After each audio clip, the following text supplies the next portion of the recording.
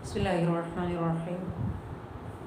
നമ്മുടെ ജീവിതത്തിൽ നമ്മൾ പലപ്പോഴും പല പ്രയാസങ്ങളിലൂടെ, ബുദ്ധിമുട്ടുകളിലൂടെ, കഷ്ടപ്പാടുകളിലൂടെ, വേദനകളിലൂടെ ഒക്കെ കടന്നു പോകാറുണ്ട്. ഈ വേദനകളും ബുദ്ധിമുട്ടുകളൊക്കെ വരുമ്പോൾ ആദ്യം നമ്മളുടെ മനസ്സിലേക്ക് അള്ളാഹു എന്ന ഒരു ചിന്ത കടന്നു വരികയാണെങ്കിൽ അത് ഒരുപാട് വലിയൊരു സമാധാനമായിരിക്കും. നമ്മൾ ദുആയിൽ റബ്ബിനോട് ചോദിക്കുക, സ്വബ്ർ സ്വീകരിക്കുക, തവക്കുൽ ചെയ്യുക. ഇതൊക്കെ നമുക്ക് മുന്നോട്ടുള്ള ഒരു ഗമനത്തിന് നമുക്കൊരുപാട് ആശ്വാസം നൽകും. എന്നാൽ നമ്മളെപ്പോഴും ചെയ്യാറുള്ളത്, അതൊക്കെ കഴിഞ്ഞിട്ടായിരിക്കും നമ്മൾ പിന്നെ അള്ളാഹുവിനെ വിളിക്കുന്നതും ദുആ ചെയ്യുന്നതൊക്കെ. ആദ്യം നമ്മൾ ചെയ്യാറുള്ളത് പലപ്പോഴും ആരെങ്കിലും അങ്ങ് ആ സങ്കടം പറയാൻ കണ്ടെത്തുക, എവിടുന്നെങ്കിലൊക്കെ ആരെങ്കിലുമൊക്കെ അങ്ങ് പിടിച്ചിട്ട്, അല്ലേ, എവിടുന്നെങ്കിലും പിടിക്കുമെന്ന് തന്നെ ഉദ്ദേശിച്ചത്. ചിലപ്പോൾ അടുത്ത ബന്ധുക്കളൊന്നും ആയിരിക്കില്ല, ചിലപ്പോൾ അടുത്ത ആളുകളായിരിക്കില്ല, ചിലപ്പോൾ അടുത്ത സുഹൃത്തുക്കളായിരിക്കില്ല, ചിലപ്പോൾ ഇവരൊക്കെ ആയിരിക്കാം, ചിലപ്പോൾ എവിടുന്നെങ്കിലും പരിചയപ്പെട്ട ആളുകളായിരിക്കാം, ചിലപ്പോൾ എവിടുന്നെങ്കിലും കണ്ട ആളുകളായിരിക്കാം, ചിലപ്പോൾ ഏതെങ്കിലും വിധത്തിലുള്ള ഒരു കണക്ഷനായിരിക്കാം.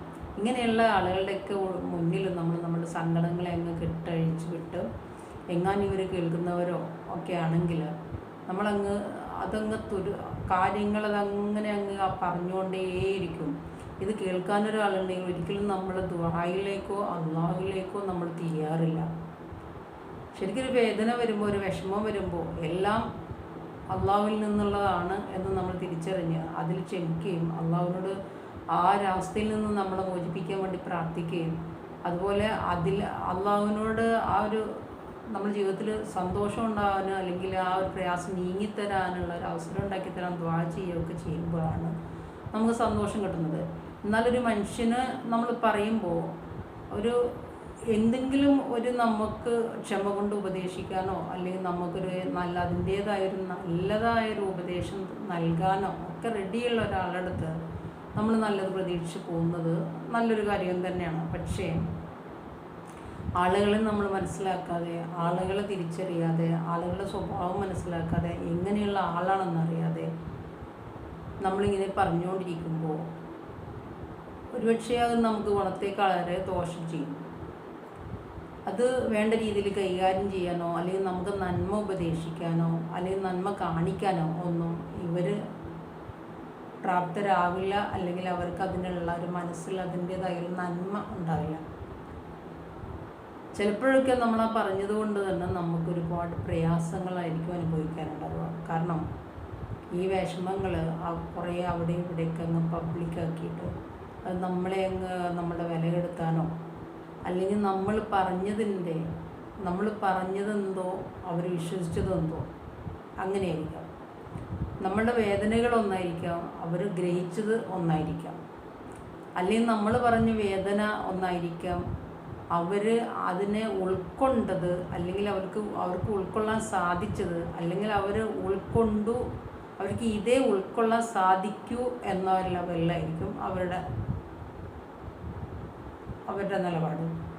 നമ്മളൊന്ന് പറയുന്നു, അവരൊന്ന് വിശ്വസിക്കുന്നു, നമ്മളൊന്ന് പറയുന്നു, അവരൊന്ന് ഉൾക്കൊള്ളുന്നു, നമ്മളൊന്ന് പറയുന്നു, അവർ ഉൾക്കൊണ്ടാൽ പോലും മനസ്സിലായാൽ പോലും നമ്മളെടുത്ത് അതൊരു മറ്റൊരു രീതിയിൽ അവർ അതേ മനസ്സിലായുള്ളൂ എന്ന ലെവലിൽ നമ്മളെടുത്ത് പ്രവർത്തിക്കുന്നു. ഒരിക്കലില്ലെങ്കിലും അത് മറ്റൊരിക്കലും നമുക്ക് ദോഷകരമായിട്ട് വരും.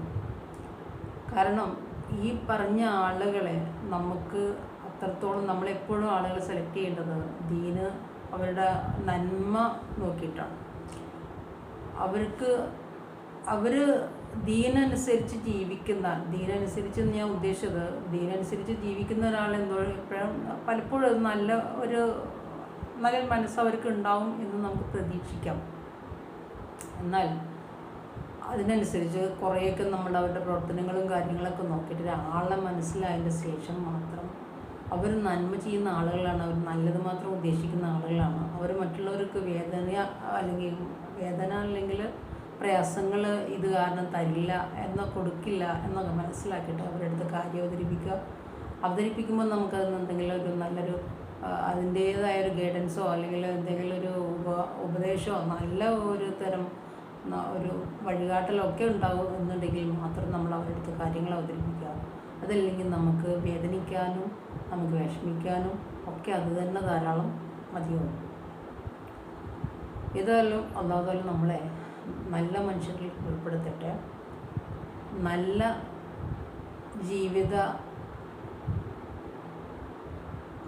ജീവിതാനുഭവങ്ങൾ നമുക്ക് തരട്ടെ.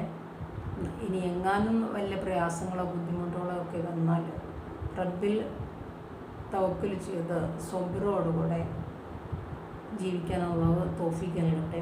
അതുപോലെ എങ്ങാനും നല്ല ഫ്രണ്ട്സോ മറ്റോ ഒക്കെ ഉണ്ടെങ്കിൽ, നമുക്ക് വല്ല പ്രയാസങ്ങളോ മറ്റൊക്കെ ഉണ്ടെങ്കിൽ അവരോട് നമുക്ക് പറയാനുള്ളൊരവസരം, പറയാനുള്ള ആ ഒരു അവസരത്തേക്കാൾ അപ്പുറം നമുക്ക് വേണ്ടത് പറയാനുള്ള ആളുകൾ അവിടെ ഉണ്ടായിരിക്കട്ടെ എന്നുള്ളതാണ്. അല്ലാഹു തആല അതിനുള്ള തൗഫീഖ് നൽകട്ടെ. അസ്സലാമു അലൈക്കും വറഹ്മത്തുള്ളാഹി വബറകാതുഹു.